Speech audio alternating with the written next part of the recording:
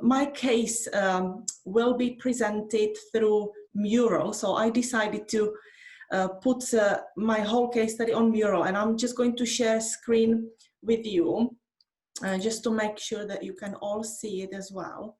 So just give me a moment to do that. And I'm going to share my case study, and I will be moving around, and we will also give you access into this mural board later on. So don't worry if you can't see everything perfectly. My case study is really based on an example from implementing this service design logic in a university, and really trying to think about how can I go back to this double diamond that Jean presented, discover and define before I start developing some sort of solutions for my students. And I would like to just show you some, share some tools that service design provides us with, and some framework, and just see how I have sort of approached this and use this on personal basis. And it is really a lot of what I do is based on my own experience as a student. I think I have been a student for so many times in so many different countries, and I continue to want to be a student as well as a lecturer or facilitator, just to see what it feels like from different angles. So that sort of student experience is very much on my mind. My first project really started when I was trying to improve our applicant experience, so actually helping applicants to the university to complete the application journey in a non-stressful way. So that was quite good fun. I also, started with some sort of helping students to embark on the study abroad journey and helping them through that journey. And in my initial approach, I really started as an operations management enthusiast. And a lot of stuff I did at the beginning was about process improvement. So I did start through lean management as well. And I just somehow felt something was missing. And it was until I came into this 12-month postgraduate program, Masters in Management. So I became a director of this program. And I very quickly started sort of feeling quite insecure in myself, not really understanding what the program was about. I started the job just about 2 weeks before the intro week. So I was also feeling, quite out of depth about, presenting this whole program to a cohort of, at the beginning I have 50 new students. And I was thinking, if I am feeling confused, I wonder what my students are feeling like. And one of my students told me, everything we do is for the first time, is also for the last time. And that really stuck in my mind, thinking about that they don't really have much chance to repeat the experiences. So why service design? For me, this is really an approach that really resonates with me. And I just want to share with you Lou Downs' book on good services. And Lou says, service is something that helps somebody do something. And in education, I'm in education because I want to help my students excel and do a really great job and get that experience and get that fantastic future. So I would like to just share with you what happened on my Masters in Management program and how I sort of use service design to work with my students to really try and think about improving their experience. So if I just zoom in on my case study, it really works or talks about this sort of workshop that we implement. And it's not just about doing workshops, but a lot of the service design stuff starts with working together with colleagues and students in a workshop environment. So replicating this could be through using shared whiteboards like this, for example. So I usually get my students together once I've known them a little bit better, so in sort of February time. And I know that the autumn term is always quite problematic on this program. So there's always been issues in the autumn term on this program where students have felt very stressed and anxious. And we've tried to figure out why. So we split the whole cohort into groups of 5, and we also invite my program team. I facilitate these workshops with the students, and they are quite long.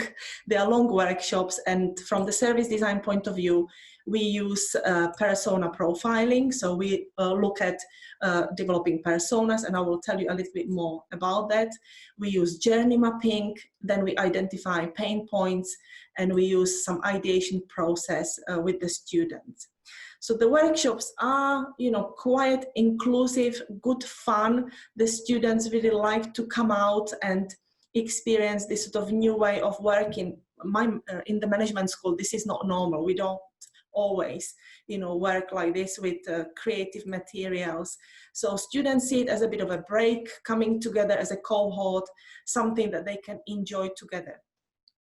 So the first task that I ask the students to do is usually I say, please make me a typical MSc management student.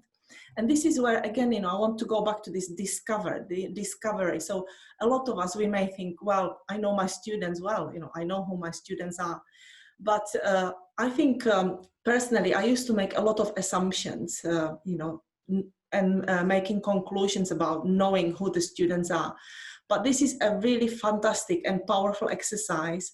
And if you just do this, I promise you that the richness of information that you will receive and the understanding of your students as human beings, as people who come maybe to a new country, with new expectations. They talk about their family, how they see themselves, their relationships, what their social life is like, what they struggle with. Do they, we may think they struggle with finances, they may not. We may think they have great ambitions in careers, but they may not do. You can see that they are maybe here confused about the career plans. So even this exercise gives me a great insight into who are my students. And so if I know this so well now, how can I adapt the way that I prepare this program on this master's level for them, so that the experience is quite inclusive. The magic of this exercise as well is that this gives a lot of students a voice. I have a lot of students from Asia who would never talk about themselves in such an open way. And this sort of working together as a team and coming with a sort of a persona, a profile of a typical student, it gives everybody a voice. And I have seen excellent engagement in this exercise from students from different backgrounds, different culture backgrounds, different academic backgrounds. So this is usually a step 1, and I give them quite a lot of time to do this. I hover around and keep prodding, asking questions. And as I said, after this, I already feel, I have so much more information about my students, and I'm so much more able to be much more empathetic in my approach to delivering a really good program experience. So what we do next, our next step, then we take our lovely, I think this was Melanie Richards. So we take our lovely student personas, and then we go on to ask, what has it been like on the MSc Management program so far? So mind you, this is February, and students start usually with us at the end of September. So we ask this question. So what has it been like? What has it felt like? So again, the main difference for me between the process approach, I don't look at the process. I first start with what has it felt like for you on this program? And the process comes later. So I think this is for me the main mind shift that I have made from that sort of operations management lean approach now to thinking, what are the feelings like? What is the sentiment? What is the experience? And you can see the students, even they call it emotion graph. So you can see Ivy's emotion graph, it's very bumpy. And just, visually seeing this, I think, oh, wow, this is what my students come through, this is what they experience. And then we look at different points in these emotional journeys. And we think about, what's happening during these points, what do we do on the program, what do we try to achieve and deliver. And this is really this discovery and defining and stopping ourselves to jump into conclusion and prepare some solutions for the student experience that may not be actually fit for purpose. You can see here another one, again, it starts with making a lot of friends, then, joining a lot of societies. And you may think, well, this has nothing to do with your academic program, but actually it has everything to do. So again, here I can see, what my students go through the whole experience of their studies. It's not just about accounting, marketing, about delivering the courses. So this is what we do together with the students, and we share it together. We look at these different points that they feel are maybe very low, and how they transit from this very low point to this very high one, and what does it mean to them in their studies. So this is where I usually actually already stop in my process, and I feel at this stage I have quite a lot of information, and the students then come up with various ideas. So I always say, how might we then push these low points? How can we push them a little bit up to make your experience a little bit better and smoother? And students come up with various ideas that we just take in a very non-judgmental and open way. I say everything is possible. Don't think about any barriers or any restrictions, and just go for it. And so this really gives me a lot of powerful information about what to do now. I will share all this with you, and I will show you how to maybe progress and make more formalized journey maps, which may look a bit better. I'm now struggling to make it smaller. Here we go. So these are called project journey maps. So these are a bit more formalized that you can do, and why the purpose of these are really for sharing it with colleagues and maybe with the managers, and making it more professional so that you can keep coming back to it and amending it, and keep changing and exploring how your students change. This is one really powerful quote I really want to share with you, and why I'm doing this. And this is what one of the students said. I'm aware that the students will always complain, they will always be unsatisfied, and it is important to create challenging yet attainable environment in university by preparing students to thrive, not expecting them to figure it out all alone. So when a lot of my colleagues would say, oh, it's good for them to have some dips, and I agree, but I think this is for me the most powerful summary of the purpose of why I go through this and use this method to complement a more formal program review as we know it in a university. And just to finish off, I have all the Padlet notes popping in.